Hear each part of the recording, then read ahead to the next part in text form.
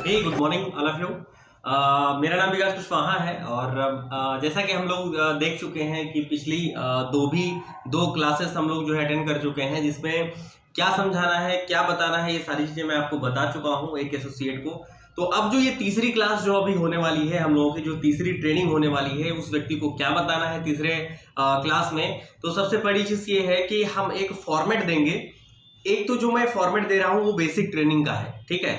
तो basic training इस format पे ही डिजाइन होना चाहिए और कह सकते हैं कि बेसिक ट्रेनिंग आपकी जो भी कंपनी का हो, आप जिस भी कंपनी में काम कर रहे हो, उसका जो बेसिक ट्रेनिंग का एक फॉर्मेट है इसी तरीके से होना चाहिए। इवन जो भी आप बेसिक ट्रेनिंग करें उस अपने नए ज्वाइनर का, उसका कुछ फॉर्मेट आप इस तरीके से बना सकते हैं जो आपके स्क्रीन पे भी शो हो रहा है। इसको आप देख सकते हैं, जिसमें फर्स्ट ऑफ ऑल जो है आप देखिए लिखा हुआ है कंपनी डिटेल्स, ऊपर लिखा हुआ है। और इसके बाद जो है कंपनी डिटेल्स के बाद जो है जो लिखा हुआ है वो है कंपनी नाम, कि कंपनी का नाम क्या है वो मेंशन करेंगे आप। उसके बाद जो है रजिस्ट्रेशन डेट है, रजिस्ट्रेशन नंबर है। उसके बाद आईएसओ सर्टिफाइड कंपनी आप जो है वहां पे डालेंगे जैसा कि लिखा हुआ है। इसके बाद जो है pan India, pan card number, उसके बाद टेन कार्ड नंबर, ये सब जरूरी चीजें हैं। हालांकि ये सब डाल भी सकते हैं और इतनी बेसिक इंफॉर्मेशन तो आपको डालनी ही पड़ेगी और डालना चाहिए। इसके अलावा जीएसटी नंबर, कंपनी का जीएसटी नंबर क्या है आपको पता होना चाहिए।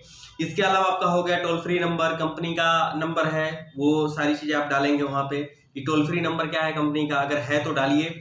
उसके बाद जो है लास्ट में रजिस्ट्रेशन नंबर डालिए कि रजिस्टर्ड जो ऑफिस है आपका वो कहाँ पे है, उसका पूरा आपको लोकेशन पता होना चाहिए। इसके अलावा वेबसाइट है, ईमेल है, और इसके अलावा जो भी अदरवाइज जो आप डिटेल्स फर्स्ट पेज पे रखना चाहें, जैसा कि ये फर्स्ट पेज आपको दिख रहा है, इस फर्स्ट पेज पे बस आपको इतना ही रखना है। तो सबसे बड़ी चीज क्या है कि कंपनी डिटेल्स, ये हमारे बेसिक ट्रेनिंग का फर्स्ट पेज होना चाहिए और इसी फॉर्मेट में होना चाहिए, और यही चीज आपको कहीं ना कहीं फर्स्ट पेज में लिखवाना है। इसके बाद ये आपका फर्स्ट पेज कंप्लीट हो गया। इस फर्स्ट पेज में आपको इतनी बेसिक्स इंफॉर्मेशन देनी है अगले को, और उसके बाद करना क्या है कि सबसे बड़ी चीज क्या है कि आपने इतना बेसिक्स इसको बता दिया कि कंपनी का नाम ये है, रजिस्ट्रेशन डेट ये है, रजिस्ट्रेशन नंबर ये है, पैन कार्ड ये है, वेबसाइट ये है, और रजिस्ट्रेशन ऑफिस ये है। तो इसका मतलब हो गया कि वो बेसिक्स चीजों को जानने लगा। और इसके बाद जो है जो दूसरे पेज, सेकंड पेज पे आप जो चीज को लिखवाएंगे वो चीज क्या है, वो है उसका व्हाई। क्यों करेगा इस बिजनेस को, क्यों करेगा, आखिर उसका व्हाई क्या है, आखिर उसका ऐसा क्या थीम है जिसको वो जो इस बिजनेस को करने के लिए एक्टिव होगा, एग्री होगा। तो उसका व्हाई खोजिए कि क्या उसको कभी किसी ने बहुत बुरा भला कहा हो। इमोशनल व्हाई खोजना है ताकि जिससे को इमोशनली कनेक्टेड हो। जैसे कुछ लोगों के माता पिता को कुछ लोग जो है उनके रिलेटिव जो है मैंने सुना है व्हाई में कि बड़ा हर्ट करते हैं, इस वजह से लोग बताते हैं कि सर मेरा ये व्हाई है, मैं उनको जवाब देना चाहता हूँ। तो इस तरीके से किसी का रिलेशन टूट चुका होता है, किसी का बॉयफ्रेंड किसी को छोड़ के चला गया होता है, किसी का गर्लफ्रेंड, तो ये क्या है, एक इमोशनल व्हाई है। तो इस तरीके का व्हाई होना चाहिए, हालांकि पॉजिटिव वे में होना चाहिए, नेगेटिव वे में नहीं होना चाहिए। तो आपका जो इमोशनल व्हाई होना चाहिए ये सेकेंड पेज पे रखना है। जैसा कि ये पेज बना हुआ है, इस पे आप देख सकते हैं अपनी स्क्रीन पे, जैसा कि पेज बना हुआ है इसमें आपको व्हाई लिखने हैं। कम से कम ऐसे 10 व्हाई लिखने हैं, 10 से 20 व्हाई लिखने हैं, या स्क्रिप्ट वाइज भी लिख सकते हैं, ताकि आपको ये मोटिवेट करे कि हमको इस बिजनेस को इस रीजन के कारण करना है, इस बिजनेस का इतनी पावर है। तो ये व्हाई जो है आपको अंदर से मोटिवेट करेगा कि हमारा व्हाई जो है बहुत बड़ा है और ये व्हाई जो है हमको लिखना ही लिखना है। तो ये आपके सेकेंड पेज पे रहेगा, आपकी डायरी के सेकेंड पेज पे ये रहेगा। और आपको जो कहने का मतलब जो करना है, पहली चीज तो यही करना है कि आपको हमेशा राइट वाले पेज पे लिखना है, कभी भी लेफ्ट वाले पेज पे नहीं लिखना है। हमेशा राइट पेज पे बिल्कुल भी फेयर करना है, लेफ्ट वाले पेज पे नहीं लिखिए, क्योंकि आपको एक पेज जो है छोड़ते हुए जाना है। जैसा कि मैं आपको बताऊं तो इस पेज पे नहीं लिखना है, इस पेज पे नहीं लिखना है, हमेशा इस पेज पे लिखना है। और इसके बाद जो है मान लीजिए कि ये इस पेज पे आपने लिख लिया, तो उसके बाद ये वाला पेज छोड़ देना है, इस पेज पे लिखना है। तो इससे क्या है कि एक तरीके से आपका इम्प्रूवमेंट भी होता है। जैसा कि आप कोई बच्चों की क्लास नहीं कर रहे हैं, एक बिजनेस क्लास कर रहे हैं, तो कहीं ना कहीं आपको भी लगेगा कि नहीं, मैंने कोई क्लास करी है या कोई ट्रेनिंग लिया है तो ये अच्छी ट्रेनिंग है, और लोगों को जो है मतलब फील भी होगा कि हम कोई प्रोफेशनल ट्रेनिंग ले रहे हैं। इसके अलावा तीसरी सबसे जरूरी चीज होती है व्हाई के बाद जो तीसरा पेज आपकी स्क्रीन पे दिख रहा है, ये है शॉर्ट टर्म गोल का। शॉर्ट टर्म गोल क्या होता है? सबसे बड़ी चीज क्या है कि हमारा शॉर्ट टर्म गोल का मतलब ये है कि हम आगे आने वाले 6 महीनों में क्या अचीव करना चाहते हैं। अगर टाइमली देखा जाए, जैसा कि दिख रहा है कि 0 से 6 महीना हमारा एक टाइम डिसाइड होता है शॉर्ट टर्म गोल में, तो हम छोटे छोटे गोल डिसाइड करें ताकि हम एक बड़े ड्रीम को अचीव कर पाएंगे। या यूं कह सकते हैं कि हम छोटे छोटे टारगेट अचीव करेंगे तभी जाकर एक बहुत बड़ा टारगेट हम अचीव कर पाएंगे आगे। तो एक छोटे से टारगेट का नाम है शॉर्ट टर्म गोल। तो उस शॉर्ट टर्म गोल का जो एक कह सकते हैं क्राइटेरिया है 0 से 6 महीने कि हमें 0 से 6 महीने के बीच में क्या चाहिए, उसमें आप अपने गोल्स डिसाइड करिए, उसमें अपना गोल्स लिखिए। ये आपके थर्ड पेज पे रहेगा। फिर चौथे पेज पे क्या रहेगा? मिड टर्म गोल, मध्य अवधि का जो आपका गोल है, टारगेट है, उसको लिखना है। अब ये क्या है कि लगभग 6 महीने के बाद जो है 2 साल तक हो सकता है, 1.5 साल तक हो सकता है, 3 साल तक हो सकता है, जैसे कि आपकी स्क्रीन पे भी शो हो रहा है मिड टर्म गोल।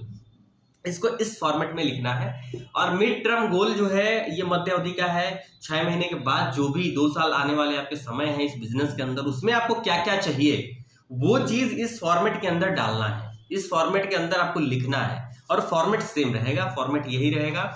तो उसके बाद क्या है सबसे बड़ी चीज कि उस व्यक्ति को समझाना है। इसके बाद जो है तीसरी जो चीज है नेक्स्ट पेज पे आपकी, जैसा कि स्क्रीन पे भी शो हो रहा है, लॉन्ग टर्म गोल। ये क्या है? तीसरे पेज की कहानी है जिसपे जो है लॉन्ग टर्म मतलब लंबी अवधि का, मतलब आपको 3 से 5 साल के बीच में क्या चाहिए, 10 साल में क्या चाहिए, 15 साल में आपको इस बिजनेस के अंदर क्या अचीव करना चाहते हैं, इस जो है गोल्स के अंदर लिखेंगे। सबसे जो जरूरी चीज है मैं इसके बाद बताना चाहता हूं कि ये 3-4 पेज जो भी लिखवा लें उसके बाद उस व्यक्ति को समझाएं कि जो मैंने तुम्हें बेसिक लिखवाया है, जो तुम्हें मैं गोल लिखवा रहा हूं या तुम अपने जो गोल लिखोगे इसको अचीव करना है। और ये जो गोल्स हैं कोई साधारण गोल्स नहीं है। अपने गोल्स सोच समझ के लिखना, तुम्हें क्या क्या चीजें चाहिए, कैसे चाहिए, तुम्हें वेल डिसिप्लिन रह करके ये काम करना पड़ेगा। और किसी भी गोल्स को अचीव करने के लिए कुछ सिद्धांतों की जरूरत पड़ती है और कुछ डिसिप्लिन की जरूरत पड़ती है, कुछ सिस्टम्स की जरूरत पड़ती है, वो अब इसको समझा करके आगे लिखवाइए। तो देखिए सबसे बड़ी चीज क्या है कि मैं बहुत ही कम समय में ज्यादा कह सकते हैं कि बताने की कोशिश कर रहा हूं जिसको आप समझ सकें बहुत अच्छे तरीके से। तो जब ये तीनों गोल्स तीनों पेज पे हो जाएंगे उसके लिख लेगा वो, और उसके बाद जब आप लिखवाएंगे नेक्स्ट पेज पे, जैसा कि आपकी स्क्रीन पे भी शो हो रहा है, वो रहेगा उसका लॉन्ग टर्म गोल के बाद वो है आपका प्रिंसिपल ऑफ। जैसा कि कोई कंपनी का, जो भी कंपनी आप कर रहे हो उसका नाम आगे डाल दीजिए।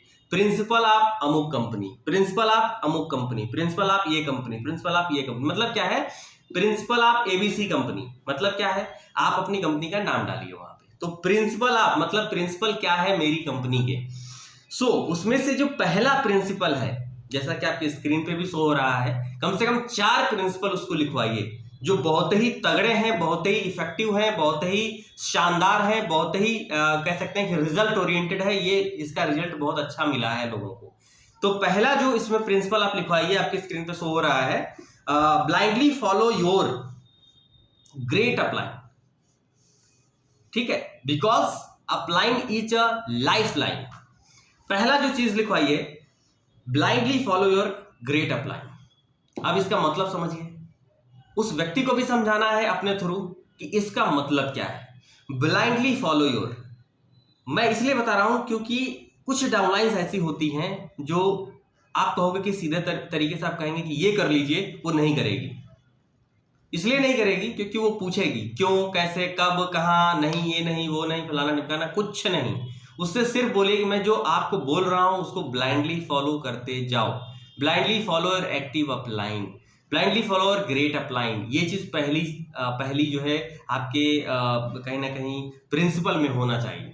दूसरी जो सबसे बड़ी चीज होना चाहिए वो होना चाहिए, if you feel your active upline is wrong then see rule number 1। जो दूसरी लाइन हो रही है वो क्या है? If you feel your active upline is wrong then see rule number 1। अगर आपको फील होता है कि आपकी जो एक्टिव अपलाइन है, आपकी जो करंट अपलाइन है, आपकी जो ग्रेट अपलाइन है, क्योंकि अपलाइन भी कभी कभी गलत हो सकती है। सो अगर आपको लगता है कि ये गलत है तो देन सी रूल नंबर 1, और सी रूल नंबर ये कहता है 1 कहता है कि blindly follow your great upline. आपको उससे भी बड़ी ऊपर वाली अपलाइन को जो है फॉलो करना है। ठीक है, मतलब हमारी अगर करंट अपलाइन अगर गलत हो रही है कहीं पे भी, या गलत हमें कोई चीज डायरेक्शन दे रही है, तो उसको छोड़ दीजिए, उससे कुछ बात मत करिए और अपने सीधे जस्ट उसके ऊपर वाली अपलाइन को पकड़ लीजिए। अगर वो भी गलत है तो जस्ट उसके ऊपर वाली अपलाइन, जस्ट उसके ऊपर वाली अपलाइन को आप पकड़ते हुए चले जाइए। उस ऊपर वाले जब आप ऊपर पहुंचते हैं तो सीधी सी एक चीज मैं बात आपको बताता हूं कि कहीं ना कहीं कोई ना कोई ऐसी अपलाइन होती है जो आपका हाथ थामेगी और आपको आगे बढ़ाएगी। तो दूसरे नंबर का मतलब ये है। तीसरे नंबर का मतलब क्या है? ऑलवेज वेयर ड्रेसअप, हमेशा आप ड्रेसअप में रहिए, जैसा कि अभी आप मुझे देख रहे हैं मैं हूं, ठीक है। तो always dress up, take a diary before any business activity. इसका मतलब क्या है? तीसरी लाइन जो है वो क्या है कि ऑलवेज ड्रेसअप, आपका आउटफिट बहुत बढ़िया होना चाहिए। आपके साथ में कोई क्यों जुड़ेगा, आपके साथ में कोई क्यों आना चाहेगा? क्योंकि पहली बात तो आप बोलोगे तब कोई जानेगा कि आप क्या हो, उससे पहले वो जज करेगा कि आप पहने कैसे हो, आप किस ड्रेसअप में आए हो, किस तरीके से आए हो, पहले तो वो देखेगा, उसके बाद आप बोलोगे तो जानेगा कि क्या है क्या नहीं है आपके पास। तो सबसे बड़ी चीज है ड्रेसअप आपका होना चाहिए। इसके बाद जो है डायरी होनी चाहिए। डायरी पे क्योंकि पीपीटी आप दिखाते हो, प्लान करते हो, किसी व्यक्ति को कोई चीज समझाते हो, फॉलोअप करते हो, ट्रेनिंग्स करते हो, इस वजह से आपके हाथ में एक डायरी भी होनी चाहिए। इसके अलावा आप कोई भी एक्टिविटी करें इससे पहले आपको बिजनेस ड्रेसअप धारण करना है। बिजनेस की चाहे पहले एक्टिविटी आप कोई भी करें उससे पहले ड्रेसअप धारण जरूर करिए, ठीक है। चौथी चीज है नेवर प्रीजज, नेवर एवर प्रीजज। इस बिजनेस में एक खासियत है कि हम प्रीजज ज्यादा करते हैं, हम पहले से पूर्वानुमान बहुत ज्यादा लगा लेते हैं कि अरे वो नहीं करेगा, ये नहीं करेगा, वो ऐसा, ये वैसा। जैसा कि मैं आपको बता दूं, कई सारे लोग ऐसे होते हैं जो बहुत सारे लोगों को जो है टच में रहते हैं, बहुत सारे लोग उनके टच में रहते हैं, लेकिन वो करते क्या है कि सर वो अमीर है, बहुत ज्यादा गरीब है, सर वो हमसे लंबा है, सर वो चौड़ा है, सर वो मेरे ताऊ है, मौसी है, चाचा है, ताई है, सर ये लोग नहीं करेंगे। सर वो क्या कर रहा है? पहले से प्रीजज कर रहा है उन लोगों को, जबकि ऐसा नहीं है। आप प्रीजज मत करिए, तब तक प्रीजज मत करिए जब तक कि आप प्लान और 4 बार फॉलोअप, 5 बार फॉलोअप मत कर लीजिए, तब तक आप प्रीजज मत करिए कि कौन ज्वाइन करेगा कौन नहीं करेगा, कौन गरीब है कौन अमीर है, कौन छोटा है कौन बड़ा है, कौन कौन बहुत बड़े परिवार में जन्म लिया है। ये सब प्रीजज मत करिए, क्योंकि जब आप प्रीजज करते हो तो आप अपने आप को एक्सक्यूज दे रहे होते हो, आप अपने आप को रोक रहे होते हो। इस वजह से बिल्कुल भी प्रीजज मत करिए कि कौन आपके साथ ज्वाइन करेगा कौन नहीं करेगा। सबसे पहली चीज आप उसको प्लान दीजिए विदाउट प्रीजज। ये मत सोचिए कि ज्वाइन करेगा या नहीं करेगा, पहले उसको प्लान दीजिए, फॉलोअप करिए या उसकी ज्वाइनिंग लीजिए, ट्रेनिंग करिए, उसके बाद समझिए कि क्या है कैसे है और कैसे हमें के साथ में वर्क करना है, ठीक है। नहीं आपसे हो रहा है, अपनी अपलाइन के साथ में जाइए, 2 बार जाइए, 3 बार जाइए, 5 बार जाइए, 10 बार जाइए, लेकिन प्रीजज बिल्कुल भी नहीं करना है पहले कि आपको कोई ज्वाइन करेगा कि नहीं करेगा, ठीक है। इस पे विस्तृत जानकारी आप अपनी अपलाइन से लीजिए। वीडियो लंबा हो रहा है, इस वजह से मैं आपको शॉर्ट में जानकारी और तथ्यों के आधार पे मैं दे रहा हूं। इसके बाद आपने क्या उसको बताया? प्रिंसिपल पूरा अच्छे तरीके से समझा दिया। 4 ही प्रिंसिपल होते हैं, 4 ही काफी हैं, 4 ही में बहुत कुछ है। अगर उसको फॉलो करता हुआ चला जाएगा तो वो डेफिनेटली सक्सेस हो जाएगा। इसके बाद उसको क्या बताना है कि इस प्रिंसिपल के बाद आपका ड्रीम लिस्ट होना चाहिए। ड्रीम लिस्ट का मतलब यह है, जैसा कि आपके स्क्रीन पे भी शो हो रहा है, देख सकते हैं। ड्रीम लिस्ट आपका कैसा होना चाहिए? DREAM, इस फॉर्मेट में होना चाहिए। DREAM इस फॉर्मेट में होना चाहिए, जैसा कि आप फॉर्मेट स्क्रीन पे भी आपके शो हो रहा है, इस फॉर्मेट में होना चाहिए। D for determination, R for reason, reason का मतलब वाई से रिलेटेड है, E का मतलब इंप्लीमेंटेशन, A का मतलब अचीवमेंट और मोर का और M का मतलब many more, man success ETC वगैरह, ठीक है। ये सारी चीजें आपकी ड्रीम लिस्ट में होना चाहिए। मतलब क्या है कि आप जब भी ड्रीम बनाते हैं तो पहली चीज तो क्या है कि ड्रीम का मतलब क्या होता है, ये चीज समझने के लिए एक्चुअली में ये चीजें मैं आपकी स्क्रीन पे शो कर रहा हूं कि D for determination, R for reason, E for implementation, A for achievement, M for many more. D का ड्रीम का मतलब पूरा ये समझिए कि होता है। अब इसको जाकर के आप खुद समझ लीजिएगा कि इन वर्ड्स के जो है मतलब क्या होते हैं, क्योंकि टाइम यहाँ पे कम है, इस वजह से मैं इन वर्ड्स के जो है मतलब नहीं समझा सकता हूँ। इसके बाद ये दूसरा जो फॉर्मेट आपके जो है आपकी स्क्रीन पे शो हो रहा है, स्मार्ट फॉर्मेट, SMART। इस फॉर्मेट में आपका ड्रीम होना चाहिए। S का मतलब स्पेसिफिक, M का मतलब मेजरेबल, A का मतलब अचीवेबल, R का मतलब realistic, T for time bounding. मतलब आपका जो ड्रीम होना चाहिए एक्चुअली स्मार्ट फॉर्मेट में होना चाहिए। स्मार्ट फॉर्मेट का मतलब क्या है? आपका ड्रीम स्पेसिफिक होना चाहिए, विशिष्ट होना चाहिए, एग्जैक्ट होना चाहिए। एम फॉर मेजरेबल, मापन योग्य होना चाहिए। चांद तारे नहीं तोड़ने हैं इस बिजनेस को कर करके, ये नहीं लिखना है। तो मापन योग्य होना चाहिए कि एग्जैक्ट में आप क्या पाना चाहते हो।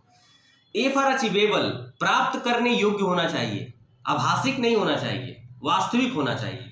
मतलब कि आप जो है प्राप्त उसको कर पाओ, अचीव कर पाओ। पता चला ऐसा ड्रीम बनाया जिसको अचीव ही नहीं कर पा रहे हो, अचीव ही नहीं कर पा रहे हो, अचीव ही नहीं कर पा रहे हो, अचीव होगा ही नहीं कभी, वो कभी पूरा ही नहीं होगा। तो ऐसे ड्रीम्स बनाने का कोई मतलब नहीं है। आर फॉर रियलिस्टिक, रियलिटी में आपको दिखता हो। रियलिस्टिक का मतलब क्या है? वास्तविक हो, किसी भी एंगल से वो ऐसा ना लगे कि ये सपना है, इस सपने में ही पूरा होगा, तो वो सपना फिर सपना ही रह जाएगा। रियलिस्टिक लगे कि नहीं ये चीज पॉसिबल है, ये चीज हो सकती है, लोगों ने किया है तो हम भी कर सकते हैं। और T for time bounding, important चीज, सबसे बड़ी चीज है हमारी लाइफ के अंदर किसी भी चीज को अचीव करने का एक डेट फिक्स करना कि इस डेट तक मैं अचीव कर लूंगा, इस डेट तक मेरा ये अचीव हो जाएगा, दैट्स इट। इसके बाद कुछ भी नहीं। सिर्फ और सिर्फ टाइम बॉन्डिंग रखिए अपने जीवन के अंदर, अपने ड्रीम्स के अंदर, अपने गोल्स के अंदर, अपने लक्ष्य के अंदर। आपका अचीव होना तय है। ड्रीम्स बनाइए। और सबसे लास्ट वाली चीज इंपॉर्टेंट है, वो है टाइम बॉन्डिंग। टाइम जरूर रखिए कि इस टाइम तक मुझे अचीव करना है, इसके लिए मेहनत करना है, इसके लिए प्लानिंग करनी है, इसके लिए लोगों से मिलना है, प्लान करना है, फॉलोअप करना है, ट्रेनिंग करनी है, और ये चीज मुझे इस डेट तक मुझे चाहिए, हर हालत में अचीव कर लेनी है। तो ये फॉर्मेट जो है आप कहीं ना कहीं लागू करिए अपने ड्रीम्स लिस्ट पे, और इस तरीके से अचीव करना स्टार्ट करिए। अब ये चीज अचीव होने के लिए सबसे बड़ी जो चीज है वो है आपका सिस्टम, कि आप किस सिस्टम के थ्रू आप अख्तियार करते हो, कितनी स्पीडली जाना चाहते हो। क्योंकि सिस्टम क्या है, देखिए सिस्टम का मतलब ऐसे समझाएं हम आपको कि सिस्टम है किसी डेस्टिनेशन। मान लीजिए मुझे लखनऊ पहुंचना है, तो सिस्टम क्या है? हम पैदल भी जा सकते हैं, हम साइकिल से भी जा सकते हैं, हम मोटरसाइकिल से भी जा सकते हैं, हम कार से भी जा सकते हैं, हम रेलगाड़ी से भी जा सकते हैं, हम बस से भी जा सकते हैं। और अगर मुझे मान लीजिए कि दिल्ली टू वाराणसी जाना है या वाराणसी टू लखनऊ आना है, तो हम हवाई मार्ग से भी आ सकते हैं। तो डिसाइड ये करना है कि किस सिस्टम के द्वारा आप जाओगे तो जल्दी पहुंचोगे। Time is matter. तो वो सिस्टम, अब इस बिजनेस में क्या है, इस बिजनेस में क्या सिस्टम अख्तियार होना चाहिए, या इस बिजनेस में हमें कौन सा सिस्टम को लेकर के चलना है, वो चीज हम यहाँ पे बताने वाले हैं, और वो चीज अप्लाई करना है। आपके स्क्रीन पे शो हो रहा है वो सिस्टम। पहली चीज जो सिस्टम है वो उसमें लिखा हुआ है, देखिए, be 100% system of ABC company, जो भी आपकी कंपनी हो, ठीक है, उसका नाम डालिए ऊपर कि सिस्टम ऑफ एबीसी कंपनी। जो भी कंपनी का नाम हो, एबीसी का मतलब कि आप जो भी कंपनी में काम कर रहे हो, तो उसमें डालिए सिस्टम ऑफ आपकी कंपनी। उसके बाद पहली जो चीज है उसमें आपका देखिए शो हो रहा है, be 100% user of your products and services. जो भी आपके कंपनी के प्रोडक्ट और सर्विस है उसको आपको क्या करना है, 100% उसका यूजर बनना है। तभी आप दूसरे को बता सकेंगे कि इस प्रोडक्ट में क्या फायदा है, इसका क्या फायदा है, इस सर्विस का क्या फायदा है, और क्या क्या चीजें होती हैं, कैसे होती हैं, तभी आप दूसरे किसी को बता सकेंगे। तो सिस्टम नंबर 1 क्या है, be 100% user of your products and आपकी service. Be 100% user of your products and services. दूसरा चीज है, attend all meetings per day, contact with active upline.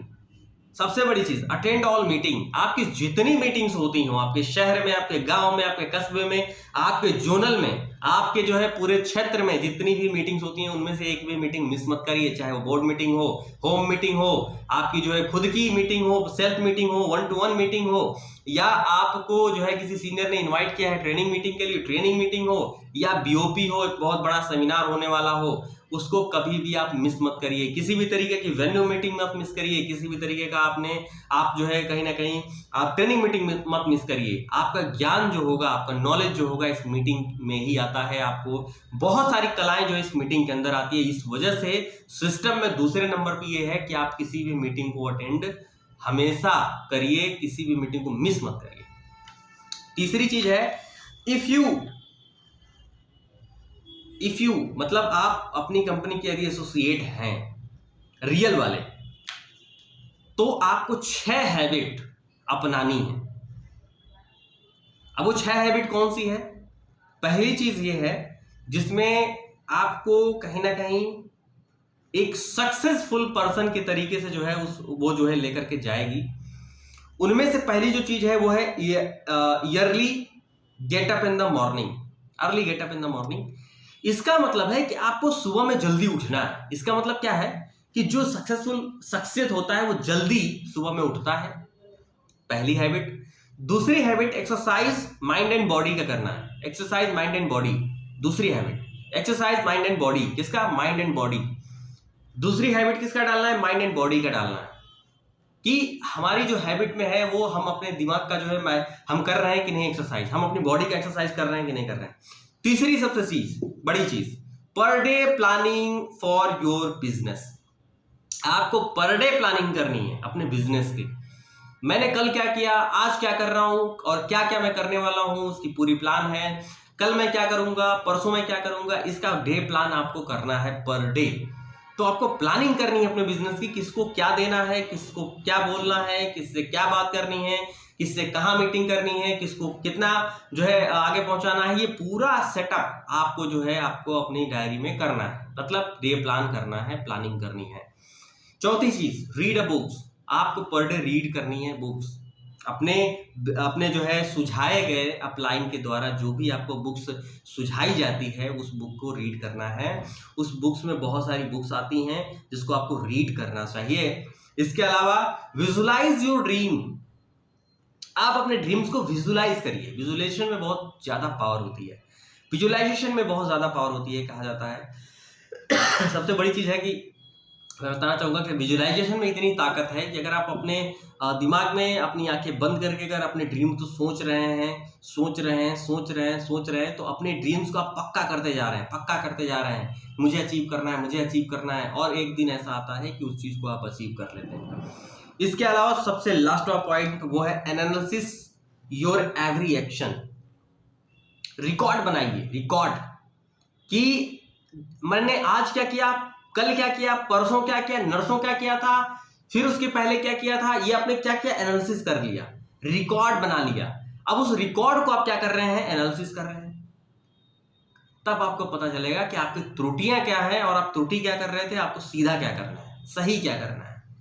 तो आपको एनालिसिस से पता चलता है, इसलिए आपको रिकॉर्ड रखना है ताकि आप एनालिसिस कर सकें अपने पूरे बिजनेस की। तो ये पूरे 6 हैबिट है, इसको अपनाना है। इसके अलावा चौथी चीज जो आपको इस बिजनेस सिस्टम में अप्लाई करना चाहिए, if you feel any work is formality do it first. आपके स्क्रीन पे हो रहा है चीज। अगर आपको लगता है टाई लगाना फॉर्मेलिटी है, पहले करिए। लगता है ड्रेसअप पहना फॉर्मेलिटी है, पहले करिए। लगता है शूज पॉलिश करना फॉर्मेलिटी है, इसके बगैर भी काम चलता है, तो चलाइए मत, काम नहीं चलाइए। फॉर्मेलिटी है, पूरा करिए। शूज पॉलिश कराइए जाके। लगता है बेल्ट पहनना चाहिए, बेल्ट पहनिए।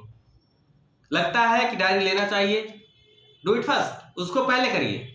फॉर्मेलिटी मत करिए। फॉर्मेलिटी अदा करने से आज तक ना कोई सफल हुआ है ना आप होंगे।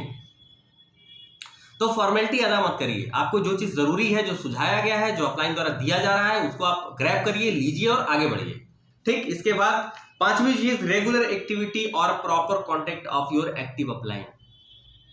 आपकी जो डे प्लान है ना, रेगुलर एक्टिविटी है, उसको किसी ना किसी मेंटोर तक जरूर पहुंचाइए, अपने गुरु तक जरूर पहुंचाइए, अपने अपलाइन तक जरूर पहुंचाइए कि सर आज हमने ये किया, कल मेरा ये प्लान है। इससे आपको फायदे 2 मिलेंगे। पहली चीज कि आप अपने एक्टिविटी में क्या गलत कर रहे हो, इसको सही कौन करेगा, आपके ऊपर वाला जो बैठा हुआ है अपलाइन, वो करेगा। आपने क्या सही किया, उसके लिए अप्रिशिएशन आपको कहां से मिलेगा, ऊपर से मिलेगा, ताकि और आप मोटिवेशन के साथ में और अच्छे तरीके से आप लग जाओ और अच्छे तरीके से आप काम को अंजाम दो। ठीक है। और आपने क्या गलत सही करना है, वो सारी चीजें जो है आपकी अपलाइन बताती है। इस वजह से आपको डेली एक्टिविटी में शामिल करना है। मुझे हर जितनी भी अपलाइन को मैं टच कर पाऊं, कम से कम मिनिमम 3 अपलाइन तक आप जरूर बात करिए, ताकि आपको कहीं ना कहीं कोई भी चूक आप न करें। तो आपको 3 अपलाइन तक कम से कम बात करनी चाहिए डेली बेसिस पे। तो इतनी रेगुलर आपको चीजें करनी है। इसके अलावा उस पेज के बाद नेक्स्ट पेज पे जो लिखना है वो लिखना है डू रेगुलर एक्टिविटी। स्क्रीन पे शो हो रहा है जैसा कि आप देख सकते हैं। Do regular activity. Do regular activity का मतलब यह है कि मुझे जो रेगुलर बेस पे करना है, जो इस बिजनेस की जान है, इस बिजनेस में इसके अलावा और कुछ है ही नहीं, उसी को हमको डू रेगुलर एक्टिविटी, हमें रेगुलर करना है, करते रहना है, जब तक कि वो बहुत ही अच्छे तरीके से आ ना जाए, जब तक कि हमारे टीम के अंदर वो सारी चीजें फ्लो ना हो जाए, जब तक कि हमारी टीम के अंदर हमारे पूरा जो है टीम जो है करने ना लगे उस चीज को, उसको हमें रेगुलर एक्टिविटी मिलाना है। रेगुलर एक्टिविटी में आप देखिए आपके जो है स्क्रीन पे शो हो रहा होगा। पहली चीज है 1 नंबर पे जो लिखा हुआ है इन्विटेशन, दूसरा है प्रेजेंटेशन, तीसरा है फॉलो अप। अब देखिए इसमें परसेंटेज भी लिखा हुआ है, इन्विटेशन में 95%, प्रेजेंटेशन में 4% और आपके जो है फॉलोअप में 1%। ये सब मिलाकर के 100% ज्वाइनिंग आपको देता है। अब ये नहीं कि प्रेजेंटेशन करना, किसी को इन्विटेशन करके छोड़ दिए हैं, प्रेजेंटेशन करके छोड़ दिए हैं, फॉलोअप करके छोड़ दिए तो ऑटोमेटिक ज्वाइन कर जाएगा, नहीं करेगा। इन्विटेशन आपका सबसे महत्वपूर्ण होता है। ये मैंने पहले डे वाले क्लास में मैंने बता चुका है कि इन्विटेशन बहुत महत्वपूर्ण चीज होता है और इसको आप किसी व्यक्ति को बहुत ही अच्छे तरीके से सिखाइए, इसके बाद आप जो है आगे बढ़िए। दूसरी चीज महत्वपूर्ण होती है प्लान। जब तक आपको कोई प्लान ही नहीं देखेगा, जब तक आपका कोई प्रेजेंटेशन ही नहीं देखेगा कंपनी का, वो क्यों ज्वाइन करेगा आपको। इन्विटेशन जब वो करते हैं आप, तो आपके पास आता है, पहली बात। प्लान करते हैं तो आपको समझता है, दूसरी बात। तीसरी बात, अब निर्णय होता है कि वो ज्वाइन करेगा या नहीं करेगा। अगर वो ज्वाइन करता है देन सो फार गुड, अगर वो नहीं करता है तो आप फॉलोअप करते हैं, 1% जो बचा हुआ है उसके बाद वो ज्वाइन कर जाता है।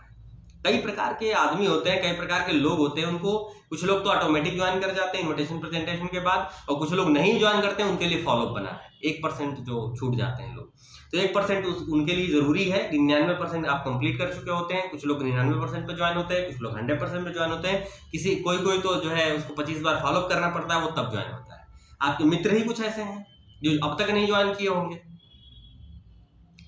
फॉलोअप करते रहिए, जरूरी है, ठीक है। चलिए इसके बाद आगे बढ़ते हैं। जो नेक्स्ट पेज पे करना है डू रेगुलर एक्टिविटी तो हमारी हो गई कि हमको रेगुलर प्लान में, हमें रेगुलरिटी में यही लेके आना है।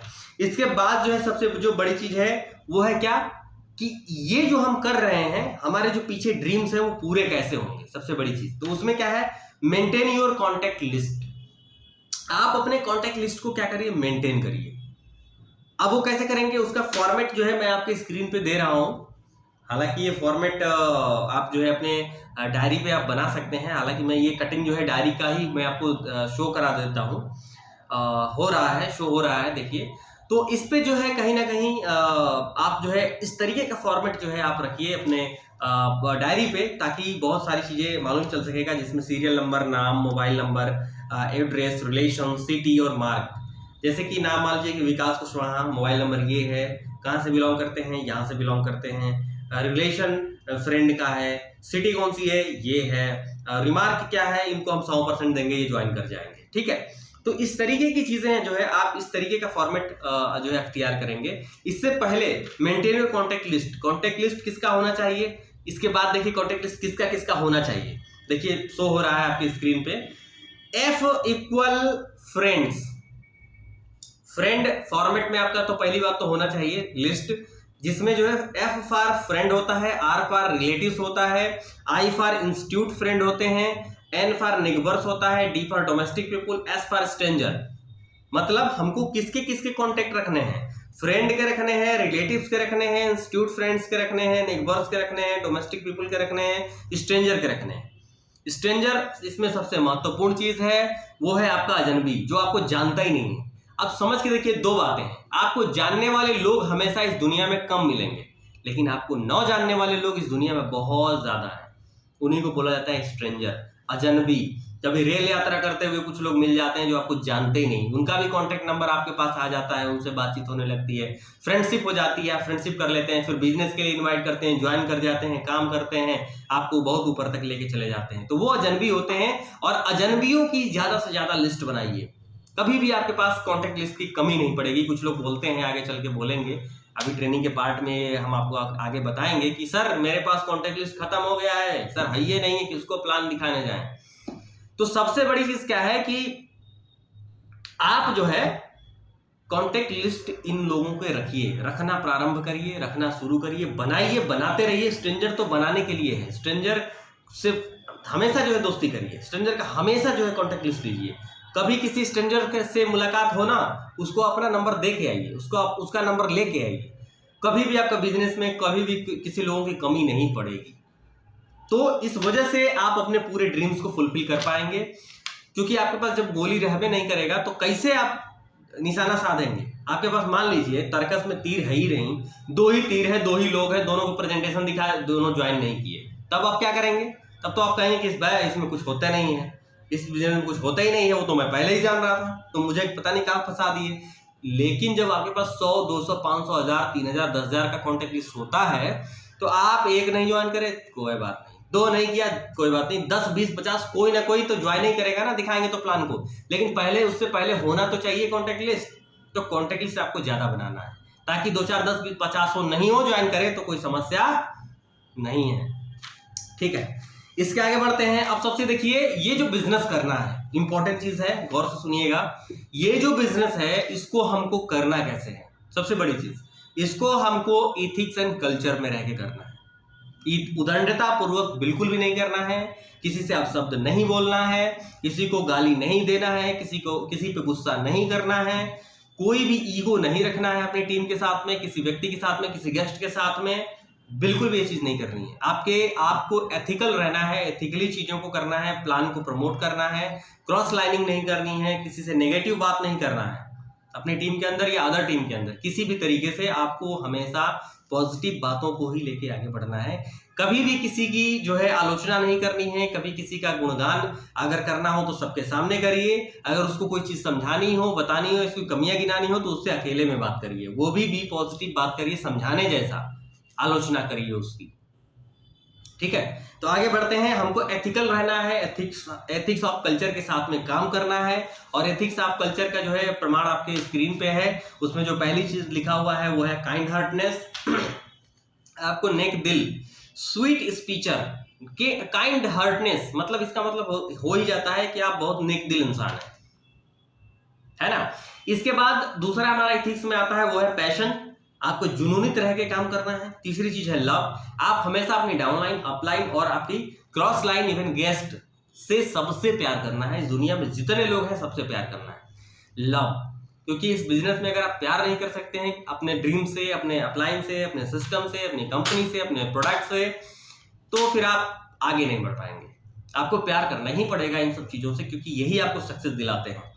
आगे आपको लव के बाद जो है आती है एनर्जी में आपको हमेशा रहना है, डेडिकेशन में रहना है, डेडिकेट रहना है, हमेशा एग्रेसिव रहना है, आगे रहना है, ताकि कोई भी व्यक्ति जो है आपको पछाड़ ना सके, आपको कोई ओवरटेक ना कर पाए।